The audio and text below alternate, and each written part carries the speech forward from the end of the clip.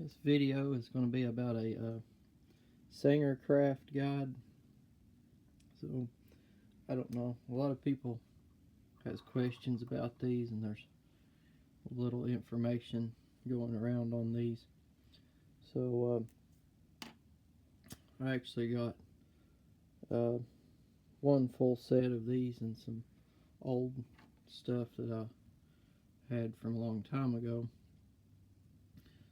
So I've got one that's incomplete, and then I've got another one that's got the extensions. It's the full set. This one's actually new, and it's without the extensions. It's just the bottom half of one. So you generally will find these, and you'll only find the bottom half, and you won't be able to find the extensions. So the extensions pretty much puts the set together. All this is just a very flimsy metal ruler with a slot cut up the center of it. That's basically all these are. A lot of people will try to talk them up and get a big price out of them, but you really want the full set with the extensions, and the extensions just about don't exist hardly. And the price, I think the prices nowadays is just way over what they should be because they're so fragile. So you can see just how flimsy these things are. They're just really thin. But how you would use one of these is you would have your extensions, and you could snap them in and do different lengths, and this little razor blade cutter would come off, and you could put the small one first, or you could put the big one first. You could put them in different orders, just depending. But all it is just a very thin piece of metal. Now, from my research and from what I've found, the original ones was not made by Singer. The original ones started out in Germany, and they started out without this little piece, and they were just a straight piece. And someone in Germany was using these, and I reckon Singer acquired the copyrights to it, or maybe even bought them out. But the first ones was actually being used in the early 1800s in Germany, from my understanding on these. And I've actually seen a few of these that predate Singer that doesn't have the Singer logo, and they're just a straight metal piece, and they were just a generic early version before Singer acquired them. So if you come across one of these and it doesn't say Singer up here, but it's made like this, some of them will have the extension, some of them will just be one piece. You could easily find an original one that predates Singer. A lot of people would probably not know what it was. They would just think it was a random piece of metal. So the only reason a lot of people knows what these are is because Singer actually put a logo on them. But there was generic ones, and some that predated Singer that was just a flat metal piece with a slot cut in the center of it. So if you're looking through sewing stuff, you may even find one of these vintage ones that predate Singer. But they'll come in different boxes. You'll have different eras. They would have a little bit different writing from different eras. Now, they came with this little sheet of paper here, and this was basically a blueprint to show you how to start a rug. And this thing is very, very fragile. It's just, but what it was is just a piece that you would lay down on a backing piece of fabric, and you would use it to trace by. And it's so fragile that it'd probably fall apart if you mess with it too much, but I would try to unroll it, but it's just it's going to need to be steamed and flattened. But another thing you want to look for if you find one of these and it's reasonable enough price, you want to look for the original instructions. So you want to look for these extensions, and you want to make sure that you get the instructions. Now you can probably find some of these instructions, copies of them, but this one is for the extensions. And I'll move it over here in the light so you can see.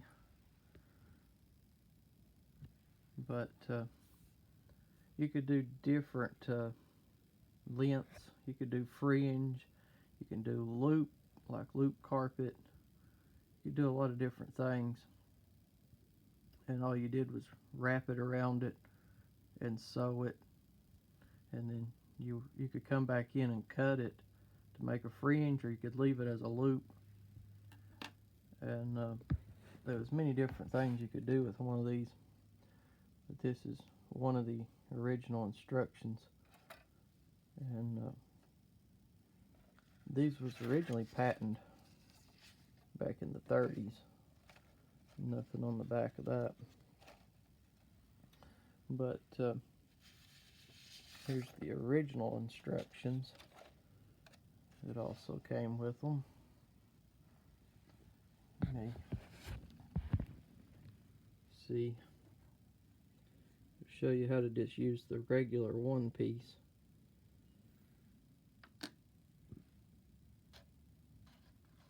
But all it is just a guide for you to wrap your yarn or whatever type of fabric, cordage or whatever you wanted to put around it, and sew down. It's basically all it was just a guide. You could see they draw out what they want on a backing piece of fabric, and then they just trace over it by sewing it down on top. But it was just a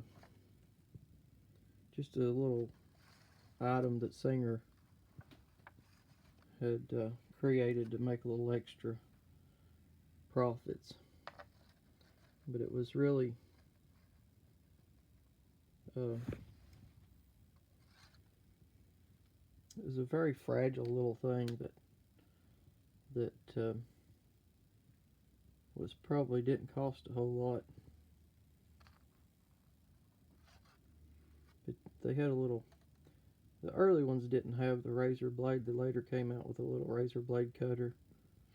And the original ones, they just cut it with a pair of scissors after they pulled it out. But you can still find some of this old information, copies of it online.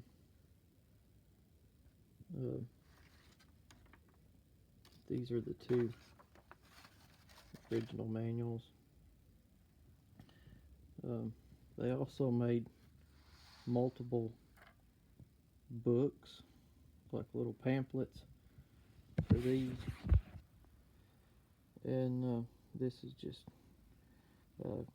print off of, copied off of an original one that had survived. But it's got little things that shows how they were making rugs and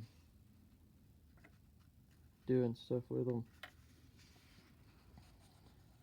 They could make decorative trim a lot of different things.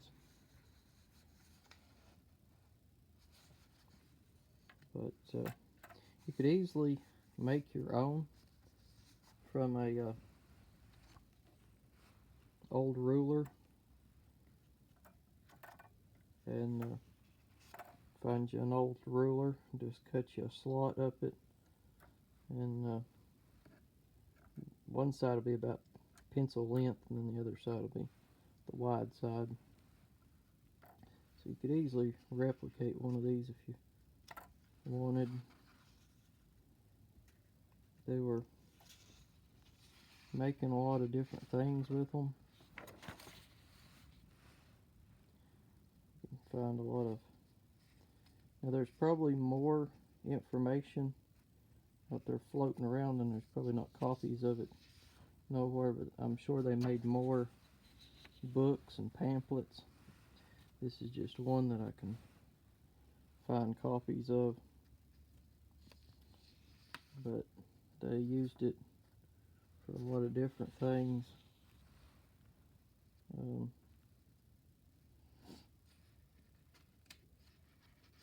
They made a lot of Singer made a lot of pamphlets and sells ads and stuff for a lot of this stuff, and that's how you actually find out how a lot of it works. It goes into detail on some of this. So this one's been an old sales ad someone's found and copied. But the sales ads was what really helps to understand how they use these, is because the sales ads actually show you how they were being used. So they were making a lot of clothing, shoes, pocketbooks, toys. They was making a lot of stuff back in the 30s using these. I think they started phasing out toward about the 50s. So this is another copy of a manual. You've got a lot of different information on using these. Singer sold a lot of them, but the biggest thing was the guides. The extensions that went on them is what went missing the most. But they were selling a lot of these back in the day. They're not rare at all, as far as I know. I've seen a lot of them. The biggest problem is the extensions are missing. So here's where you could actually mail order them back in the day. This would have been in the 1930s.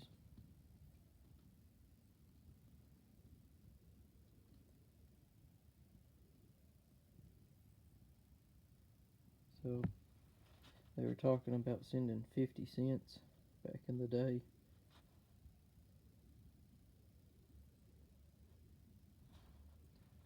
So they were a pretty neat little piece back in the day, because they were cheap and simple, and it was stuff that give people something to do back in the day. There was a lot of books with designs and stuff back then. You could send money in and get books with all kinds of designs. I don't know of too many books that survived. You can see the copyright date was in 1933. This was from October, and so they were just a little novelty thing. You can see where they actually cut them with scissors in the early ones, because they didn't have the razor blades on them.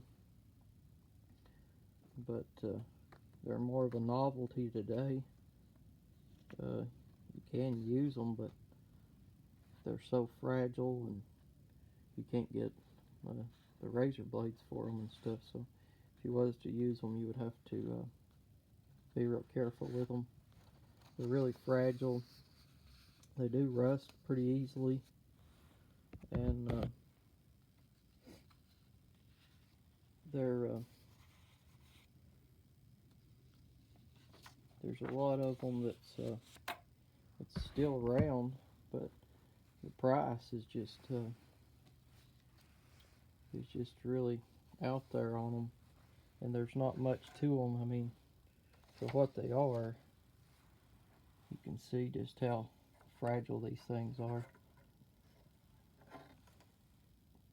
and you could easily replicate this by making your own, and all you're going to do with it is sew with it. So I don't really see a purpose of, if you're going to use one, I don't see a purpose of actually needing an original one and needing to pay the big price for an original one, because these, I see them going way up there in the hundreds of dollars if you've got a full set. Just a piece of one for the lower, you're looking easily $30 or something. And as old as they are and as fragile as they are, I don't really see paying that if I was going to use one. You could easily make one yourself. All you needed was finding an old metal ruler. You could find one at a thrift store or somewhere real cheap for a quarter or something, and get you a little Dremel tool and just cut you a slot up it for the sewing machine needle to ride in, and that's basically all you need. You could do this for under a couple of dollars if you already had a Dremel. So you could easily make one if you wanted to. Buying an original one could be very hard to find that's all together with the original plates and extensions. But the price is where it'll get you, because these things are so fragile. I don't see paying, these upwards of $100 and some for something this fragile. All this is just aluminum with a painting on it, and this is just a very thin steel. And I mean, it is thin. It's like very, very thin. You could easily replicate one of these with a ruler. Now, if you wanted to make one that was real wide, you could get different pieces. You could easily find pieces of sheet metal, and make different sizes if you wanted, and you could just bypass these little connectors and just make one big one, one half size one, one small one. But if you're just wanting something this small, just this one size, you could easily use just a metal ruler. Find one that's got most of the lettering wore off of it and numbers wore off, and it's just a stainless steel.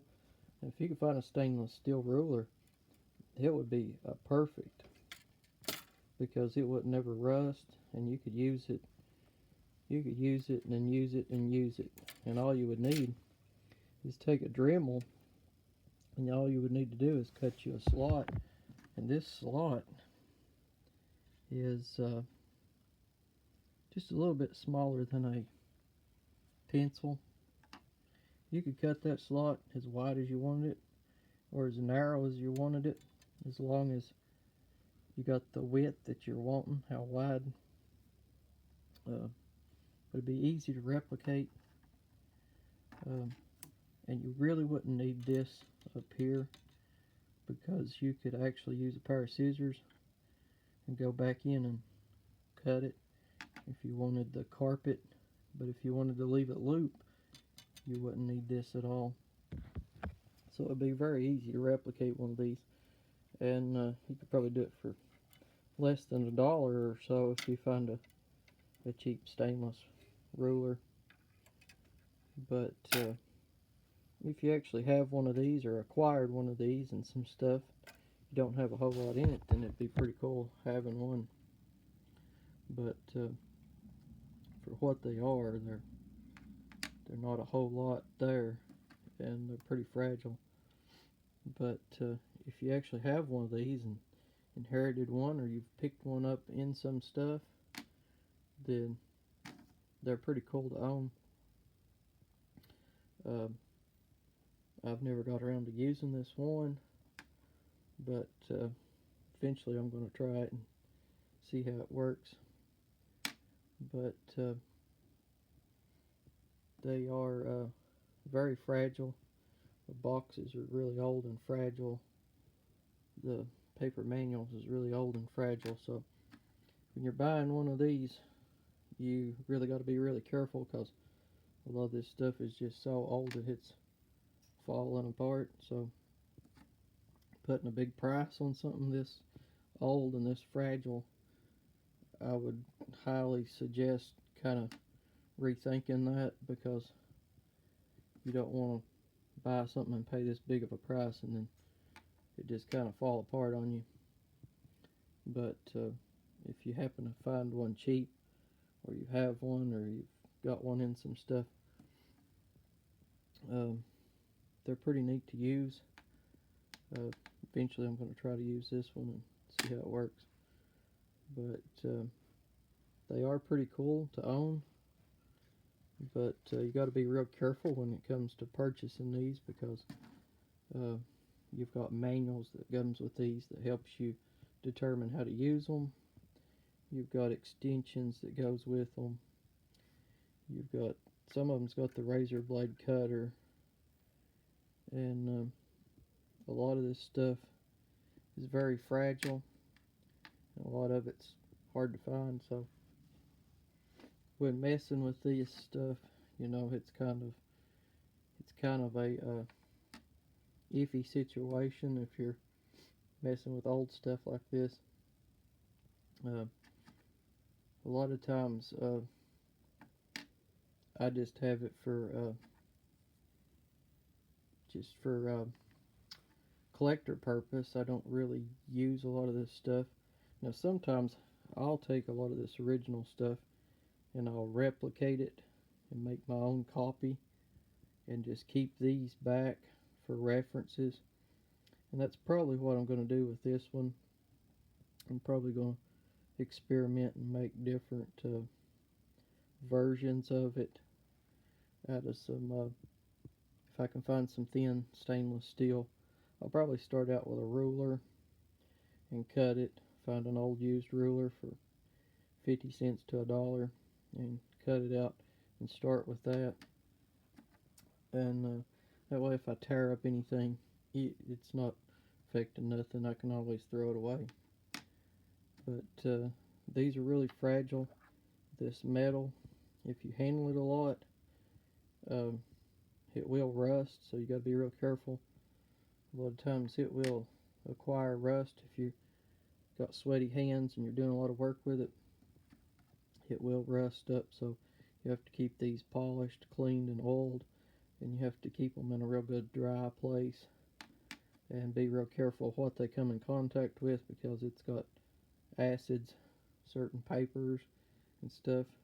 The best way to store one of these would be roll it up in aluminum foil and rub it down in maybe motor oil or some kind of oil that's protectant that will keep it from rusting, and keep it in aluminum foil or wax paper would be the best way to store one of these.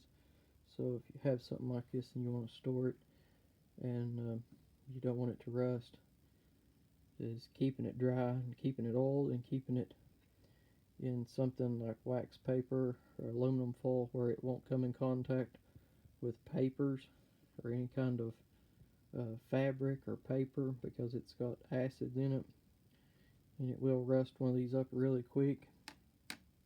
So uh, that's basically what you want to look for if you're shopping for one of these, or if you're wanting to recreate one of these. I know a lot of people likes to recreate this stuff and just make it out of random scrap materials, and they don't have much in it. You know, you may be able to find somebody that works in stainless steel, and they may have a lot of scrap stainless steel pieces laying around, and they may even give it to you, and you could fabricate your own version of it. Um, you could make a lot of different stuff on your own, and actually not need to purchase one of these. But if you have one, or know somebody that has one, and you can acquire it at a reasonable price, then it'd be cool to have with your sewing stuff if you feel the desire to own one. But they are kind of interesting, and it is a pretty interesting thing on how they work. But they can easily be refabricated. You could easily refabricate one and make one if you wanted one to actually use and you're going to use it on a daily basis. I would suggest making one out of stainless steel, and just using a scrap piece of stainless steel, maybe a stainless steel ruler or something, and that way you could use it daily and never have to worry about it rusting. You wouldn't have to worry about damaging or tearing up one of these original ones.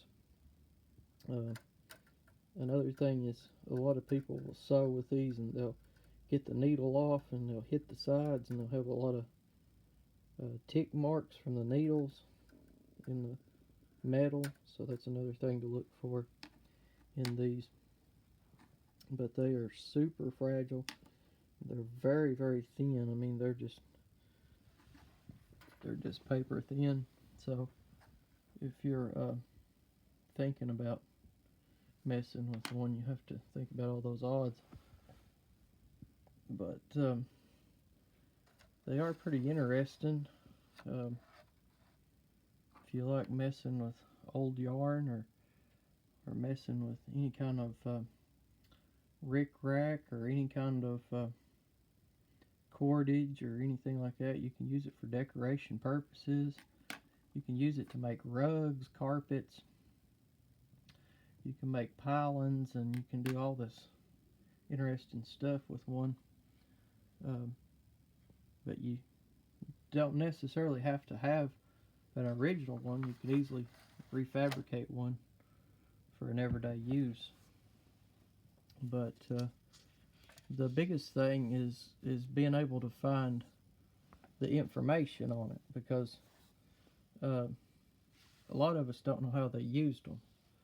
So a lot of people will see these and they're like trying to figure out how to use one. So this old information is where you're really going to need to look and research, and this is going to help you understand how they were using these, because a lot of this stuff is long forgotten, because this was back in 1933, 32, 33. They made them up to 1951, but I think the style started phasing out in the 40s, but they still sold them and still made them, but it was kind of fading out. The fashion was fading out of using this style of stuff. So the majority of them that you find is going to be mostly from the 40s era, 30s, 40s. But old information, old sales ads, stuff like that's how you're going to find out more about it. The more people find these old sales ads and brochures and pamphlets, the more we will understand how to use these, because we're from an era that we don't know Uh, this is something that we don't really know a whole lot about, so we're basically having to go back in history and relearn all this stuff.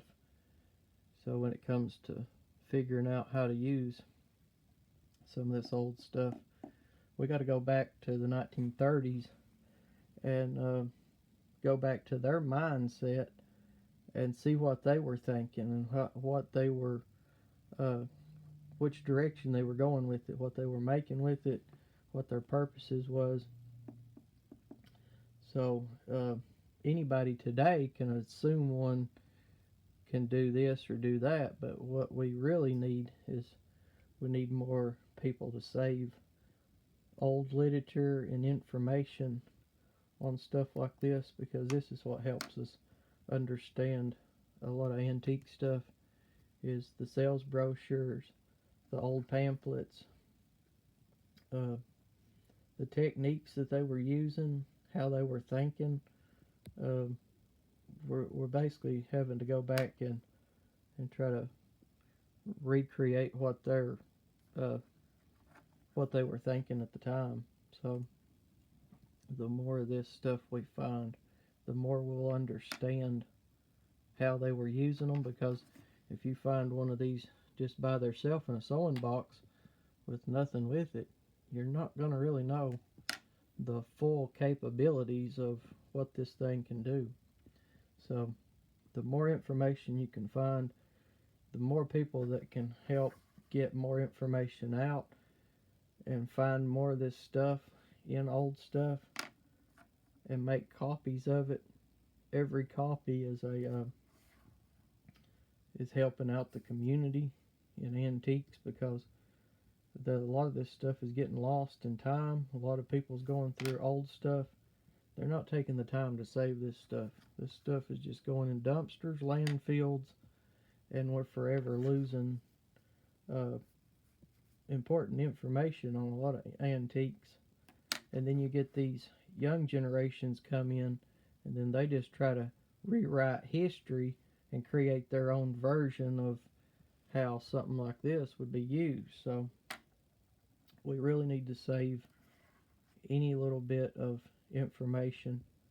So if you come across anything like this and you don't have a use for it, put it up online for sale, because there's plenty of people out here looking to preserve this stuff right here. Like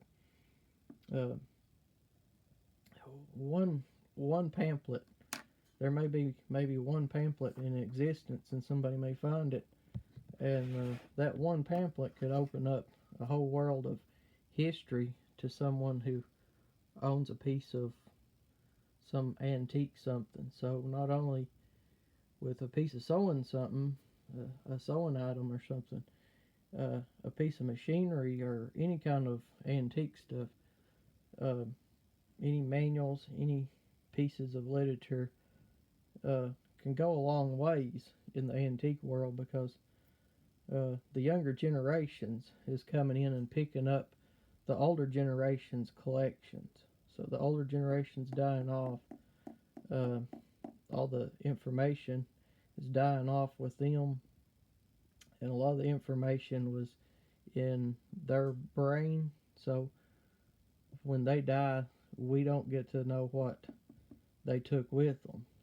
So any little bit of information left on paper, sales ads and stuff, we really need to save this for the younger generations and kind of keep it preserved. Nothing else, a cheap copy would be perfectly fine.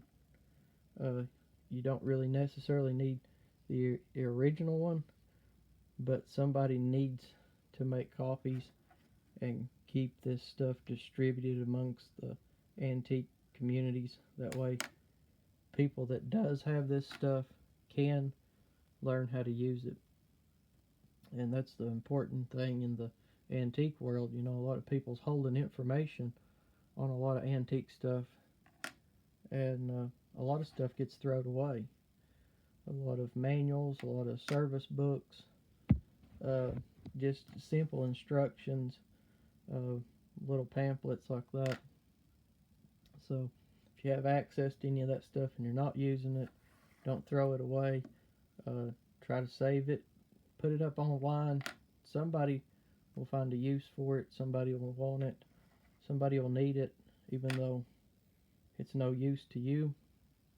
This is something that I try to encourage people to do, is pass this stuff on to somebody else. Even if you don't have one of these and you're going through some old antique stuff somewhere, either you're cleaning out an estate sale, maybe some of your family's passed away, you don't know what to do with some of this stuff, try to pass it on to the antique world. Somebody that's going to maybe copy it, help distribute it back out to other people, because this stuff is pretty important to people that does have a lot of this old stuff. And that is one thing you need to look for if you buy something old, is knowing how to use it. A lot of people will buy something old and they'll assume they know how to use it, but do you really know what you're using and how to use it? So you want to look for a lot of old pieces of information, sales ads, lost brochures, anything like that. And this is how we find out more about stuff like this. So maybe this will help someone out that finds one of these, or maybe even finds some of this information floating around out here. I'm sure there's old homes and attics and stuff that's still got old paperwork and stuff like this floating around. And I'm sure there's a lot of these floating around in old attics and sewing stuff. So if anybody comes across one of these, I'm sure hopefully this will help someone understand it and help know what it is. But a lot of this stuff is easily found online. This is the website where this was found that somebody had copied. So a lot of these websites are obtainable. So a lot of people is trying to help get a lot of this information back out and redistribute it.